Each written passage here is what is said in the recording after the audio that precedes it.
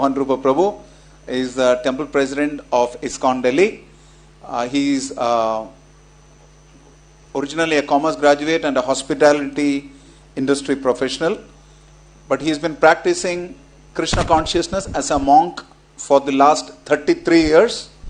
So he is the temple president of ISKCON for the last 18 years.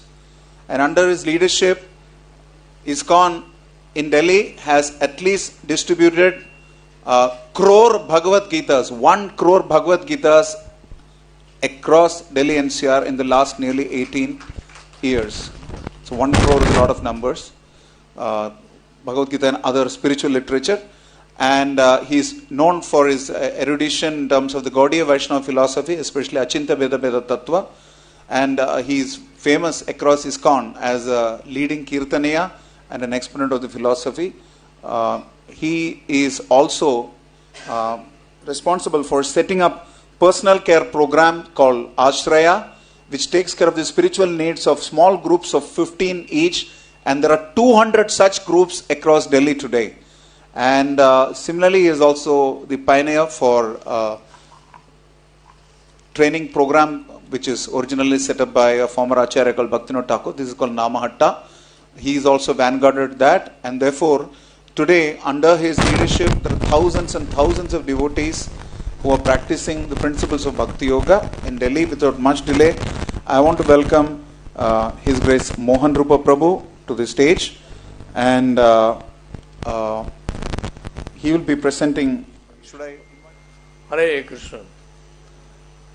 Om Ajnanatimrandhasya Jnananjana Shalakaya Chakshuronmilitam Yena Tasmai Shri Gurave Namaha Shri Chaitanya Manobhishtam Sthapitam Yena Bhutale Swayam Rupaha Kada Mayam Dadati Swapadantikam Vancha kalpatarubhyasya kripa sindhubhya eva cha patitanam pavanebhyo vaishnavebhyo namo namaha.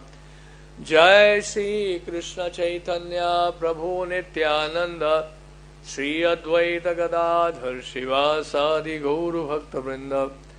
Hare Krishna Krishna Krishna Hare Hare Hare Ram Ram Ram Hare Hare. Hare Krishna. So welcome everyone. आप सबका स्वागत है. So I will speak in Hindi and English both. I will mix both. So today we are discussing many topics. So one of the topics is Achintya Bhedabheda Tattva. Achintya means inconceivable and Bhedabheda means one and different. So we'll try to understand what is Achintya Bhedabheda Tattva. But before that, we will try to understand from the Shastra, from the scriptures, many other aspects of this philosophy. See, it is mentioned in the Padma Puran because we are taking a lot of instructions and a lot of information from different sampradayas, and most of the sampradayas are assembled here, the Madhvas and the Sri and the Ramanuja. So it's quoted in Padma Puran. Padma Puran says, Sampradaya vina ye mantras te nishvalaha mataha Atah kalo bhavishyanti chatvaraha sampradahina Shri Brahma Rudra Sanaka Vaishnava Shiti Pavanaha Chatvaraste kalo bhavya hi utkale purushottama. So what does it mean? Any mantra which does not come in disciplic succession is considered to be fruitless. Therefore 4 individuals appear in the age of Kali to establish the disciplic succession. The founders of these 4 Vaishnava Sampradayas are Lakshmi, Brahma, Rudra and Sanaka. And the Acharyas in the Kali Yuga who follow their lines will appear in the holy place of Purushottama. And then it says, Ramanujam Shri Shiva Chakre Madhvacharyam Chaturmukha Shri Vishnu Swamin Rudra Nimbadityam Chatusnaha. Lakshmi accepted Ramanuja Acharya as a representative. Brahma selected Madhvacharya. Shiva chose Vishnu Swami, and the 4 Kumaras Nimbarka Acharya. So this is quoted in Padma Puran. Although some of the publications may not have these verses, but because we are receiving the knowledge through the parampara, through the bona fide parampara, so therefore we find these verses are there in the Padma Puran. So, as far as the Vaishnavism concerned, Vaishnavism is not a new concept. वैष्णवता जो है या वैष्णव दर्शन जो है कोई ये आज का नया आविष्कार नहीं है, ये तो सृष्टि के प्रारंभ से ही चला आ रहा है. Right from the beginning of the creation, Brahma ji जो इस सृष्टि के पहले जीव हैं वो वैष्णव हैं, प्रजापति हैं, उनकी संतानें हैं, वो वैष्णव हैं, महादेव शिव जी स्वयं वैष्णव हैं. महाभारत और रामायण जैसे ग्रंथों में वैष्णव धर्म की चर्चा हुई है. और प्रहलाद महाराज, ध्रुव महाराज जिनकी चर्चा हुई श्रीमद् भागवत में, वो सब वैष्णव हैं. सूर्यवंशी राजा जितने भी हुए हैं, चंद्रवंशी जितने राजा हुए हैं, ये सब वैष्णव हैं. कहने का मतलब ये है कि ये सृष्टि के प्रारंभ से चला आता हुआ धर्म है वैष्णव धर्म. वैष्णव धर्म का मतलब ही है सनातन धर्म है. It's eternal dharma, it's eternal dharma of the soul. When we are speaking about dharma, there was some discussion about dharma when we are having the inaugural speech. So what does that dharma means? Dharma means is the inherent quality of the soul. जो जीव का जो वास्तविक स्वरूप है, वो आंतरिक जो धर्म है, आंतरिक स्वरूप जिसको कहते हैं, वो वास्तव में धर्म है.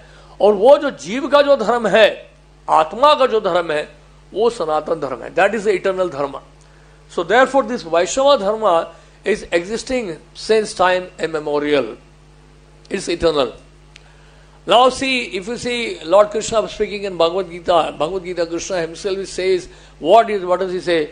The chapter 15, text 15, Krishna is saying, Vedesha sarveraham aham vedyo, Vedanta krit veda videva chaham.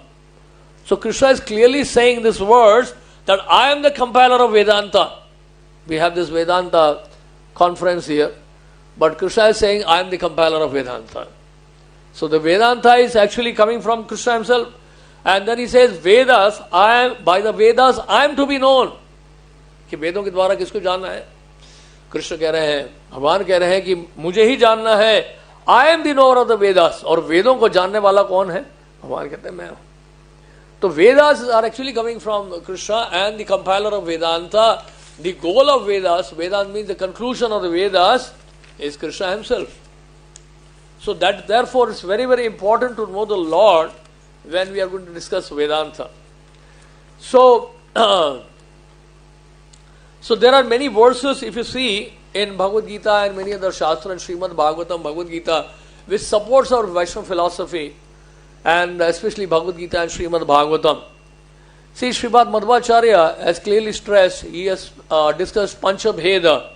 What does it mean? Panchabheda means there is a difference between each Ishvara and Jiva, and there is a difference between Jiva and Jiva, and there is a difference between Jiva and Jada, Jada and Jada, and Ishvara and Jada. So it's called Panchabhed. So there is a difference existing eternally between them, right? So now basically because we are in the line of Madhvas, so that's why we are speaking about the Madhva philosophy, which is Dvaitvad. Dvaitvad, it's Shuddha Dvaitvad. That means it's purified dualism. So when we speak of dualism, Dvaitvad, that means that two people are existing, two persons are existing. Two persons are existing. So it is a relationship between the two people, right? Like it is not just oneness, there are two individuals existing. अगर हम देखें, अनुसंधान करने का पता चला है कि इनमें से एक दूसरे का अल्प विकसित रूप है, जैसा कि कोई स्वाभाविक रूप से ऐतिहासिक विकास की अपेक्षा करता है.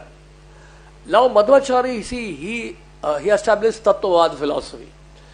Now this Tattvad and Achintya Bhedabheda Tattva, there is not much difference in that. It is not Achintya Bhedabheda is something a new invention. No, it is not a new invention.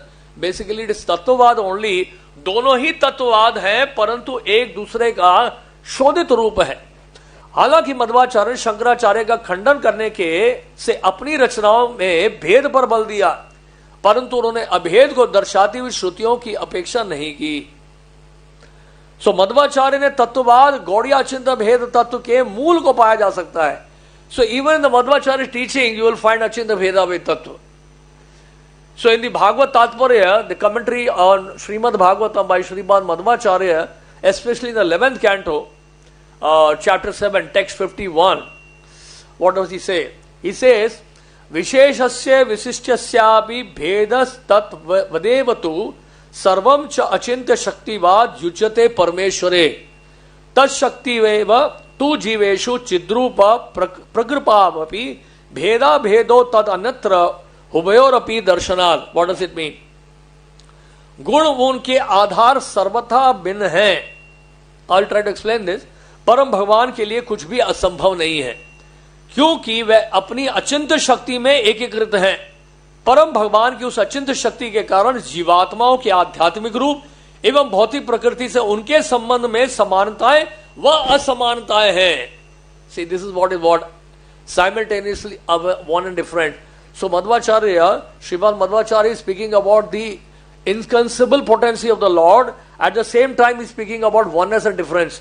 समानताएं व असमानताएं हैं. अचिंत्य भेदाभेद क्योंकि ये विदित है कि दोनों संबंधों का अस्तित्व है. अब इसको थोड़ा सा हम समझने का प्रयास करेंगे in very simple word, simple language. देखिए, गुण व उनके आधार सर्वथा भिन्न है. आज हम एक फूल लेते हैं और उसमें से खुशबू निकलती है. उस खुशबू का आधार जो है वो फूल है. सूर्य का प्रकाश है और सूर्य है. उस सूर्य का प्रकाश का आधार सूर्य है. राइट. और ये जो आधार है और जो गुण है, उसमें जो गुण है उसमें हमेशा सर्वथा भिन्न है. वो हमेशा अलग ही रहता है. लेकिन यहां के बता रहे हैं परम भगवान के लिए कुछ भी असंभव नहीं है क्योंकि वह अपने चिंत शक्ति में एक स्टिल इट्स इंटीग्रेटेड.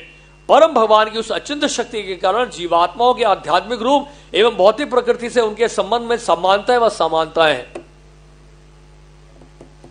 अब देखिए हमारा ही बॉडी, देखिए हमारा शरीर देखिएगा. इस शरीर में 24 तत्व हैं. पूरे सृष्टि में 24 तत्व हैं और इस ब्रह्मांड में भगवान प्रवेश करते हैं. इसी तरह से आत्मा भी शरीर में प्रवेश करती है और भगवान भी परमात्मा के रूप में शरीर में प्रवेश करते हैं. इस शरीर को चलाए रखने के लिए और उस पूरे विराट रूप को यानी ब्रह्मांड को चलाने के लिए भी आपको भगवान की आवश्यकता है. तो कहने का मतलब यह है सब कुछ भगवान के साथ एक होते हुए भी एक नहीं है. Simultaneously one and different. जैसे फॉर एग्जाम्पल खुशबू निकल रहा है फूल से. खुशबू फूल नहीं है लेकिन खुशबू को फूल से अलग नहीं किया जा सकता. सूर्य का प्रकाश है.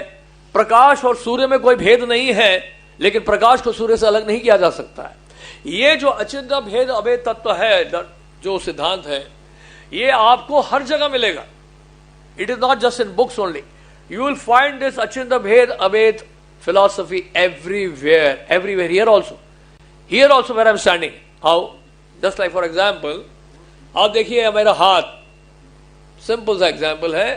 हाथ देखिए, इसमें अचिंत्य भेद अभेद तत्व मिल जाएगा. इनकंसेबल. ये हाथ एक ही है लेकिन 5 अलग अलग उंगलियां हैं.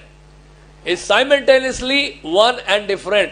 उंगलियां सारी है इसी हाथ में, अलग अलग हैं उंगलियां. भेद है उंगलियों के बीच में लेकिन फिर भी क्या है, हाथ तो एक ही है.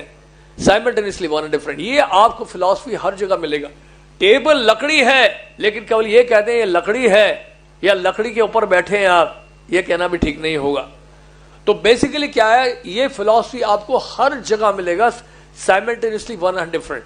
हाथ आपके शरीर का एक भाग है लेकिन हाथ को ही केवल शरीर कर देना जो है पर्याप्त नहीं है.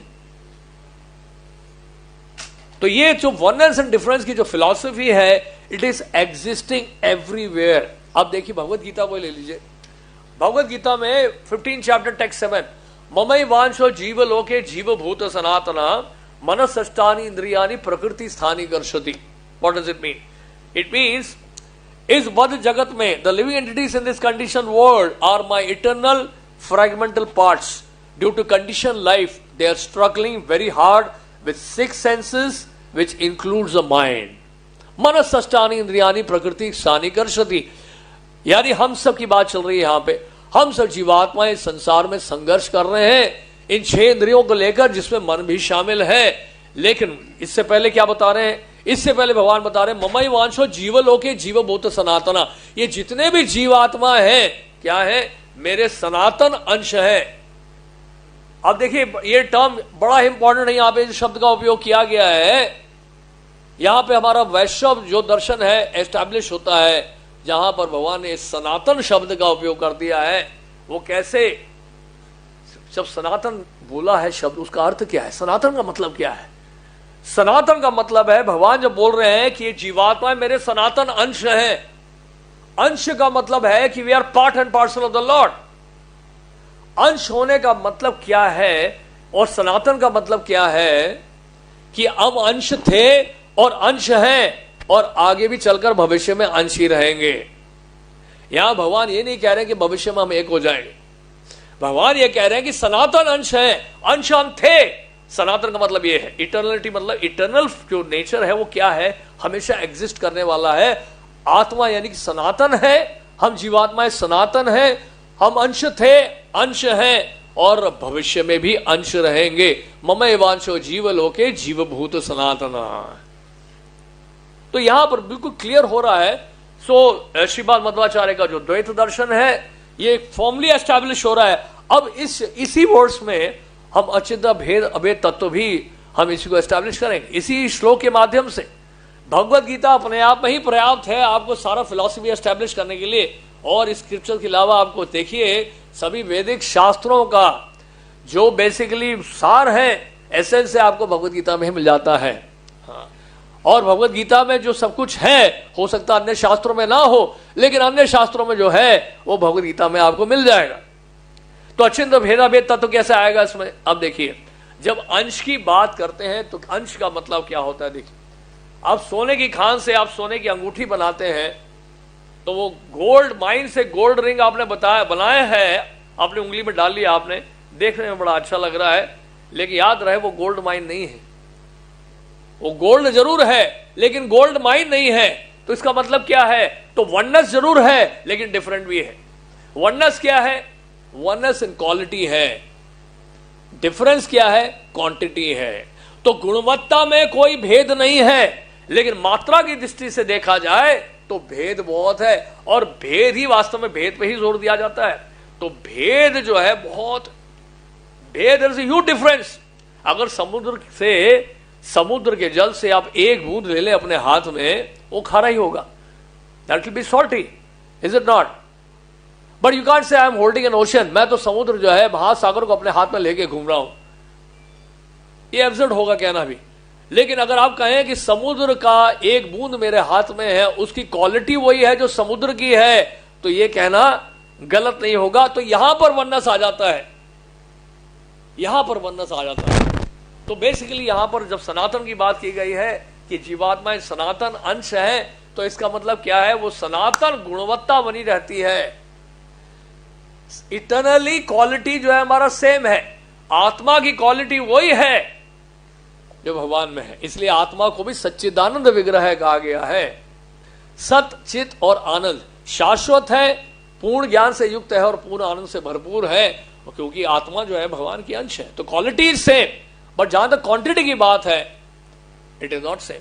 तो basically Bhagavad Gita itself is helping us to understand this achintya bhedabheda तत्व। अब भगवत गीता का देखिए 13 चैप्टर देखिए, एंड 13 चैप्टर में टेक्स्ट 22 देखिए। इससे हमारी चर्चा कर रहे हैं पहले भगवान। सबसे पहले हमारे बारे में बता रहे हैं।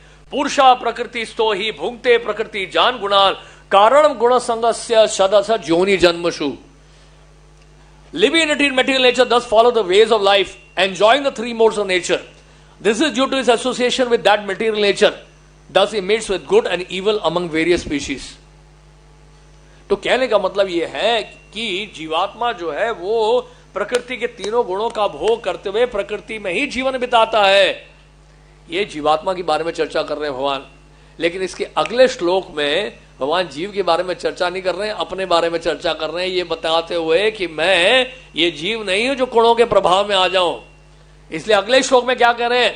उपद्रष्टा अनुमंता च भर्ता भोक्ता महेश्वर परमात्मेति चापि उक्तो देहेस्मिन् पुरुषः परः। पुरुषः परः, not just पुरुषः परः. Yet in this body there is another, a transcendental enjoyer, who is the Lord, the supreme proprietor, who exists as the overseer and permitter, and who is known as the super soul. There is a difference. देखिए, आप Bhagavad Gita clearly अगर आप पढ़ेंगे और शब्दों को यथारूप स्वीकार करेंगे तो कोई भी कंफ्यूजन नहीं है।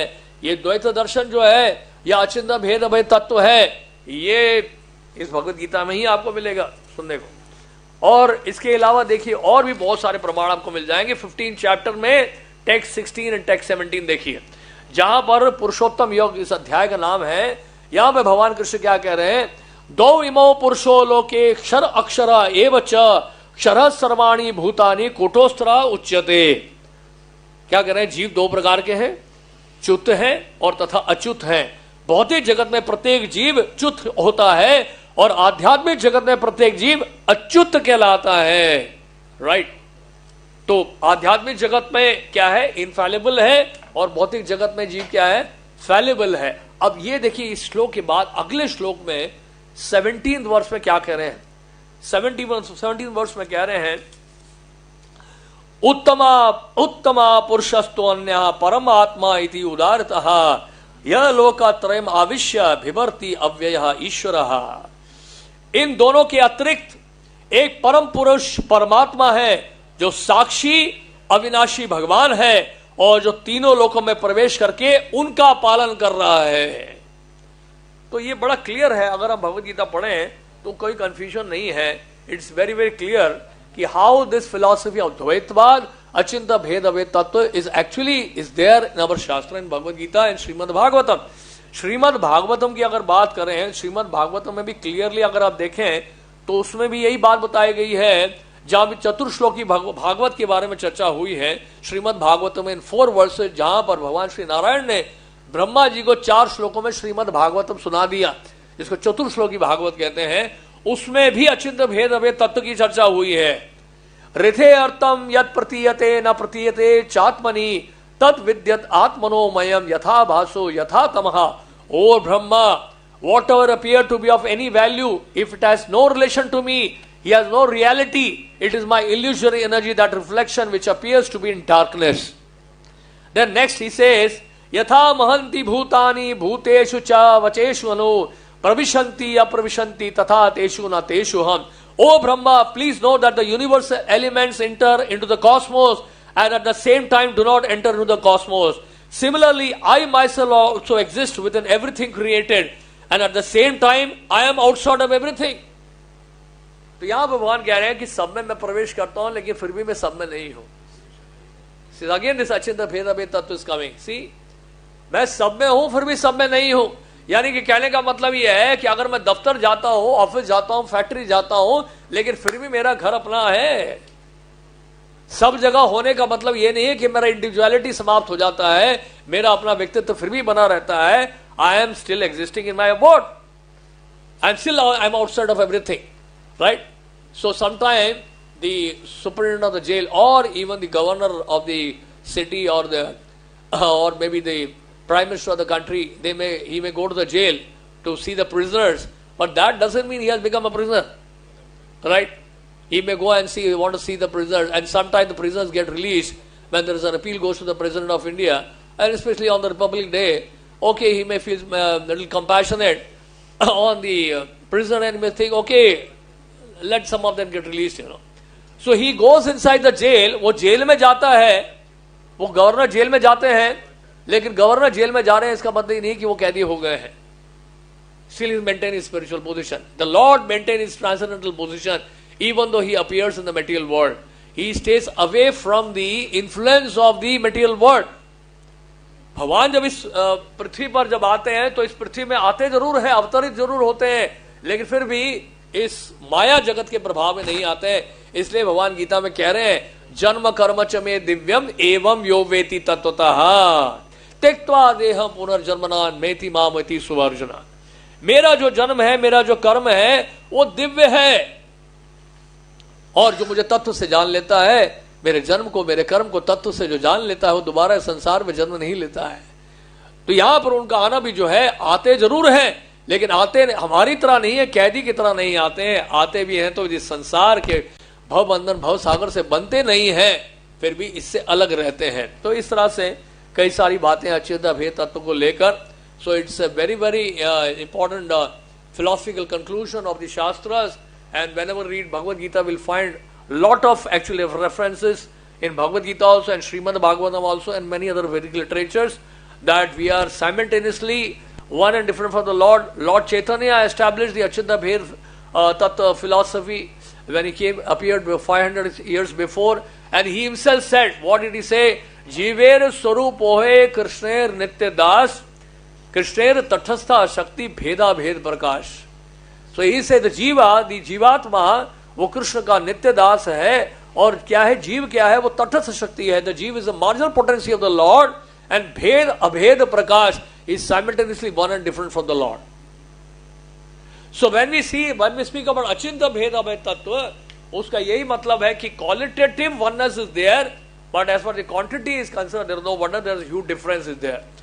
और अगर वननेस की एक और बात की जाए तो वननेस एक और हो सकता है, क्योंकि सुबह ये भी चर्चा हुई थी, जब भक्ति की बात की जाती है तो उसमें शरणागति की बात आई थी कि शरणागति जब होती है तभी हम भगवान की ओर नजदीक आते हैं. सरेंडर की बात की भगवान ने गीता में भी की है. तो देखिए वननेस का एक अर्थ वो और भी है. Oneness in actually what? Oneness one with the desire of the Lord, that is also oneness. तो भगवान की जो इच्छा है वही इच्छा जब हमारी होती है. So Arjun was one with the desire of the Lord. At the end of the Bhagavad Gita, what Arjuna is saying? Nasta moha smriti la. मेरा मोह नष्ट हो गया है. My illusion is God. मुझे अपना स्मृति प्राप्त हो गई. I've regained my memory. करिष्ये वचनम तवा. अब आप जो कहेंगे मैं करने के लिए तैयार हूं. That is oneness. This is also oneness. तो जीवात्मा भगवान के साथ एकत्व प्राप्त कैसे कर सकता है? जब वो भगवान की इच्छा के अनुसार जो है कार्य करे और सेवा करे. Hare Krishna. Thank you very much.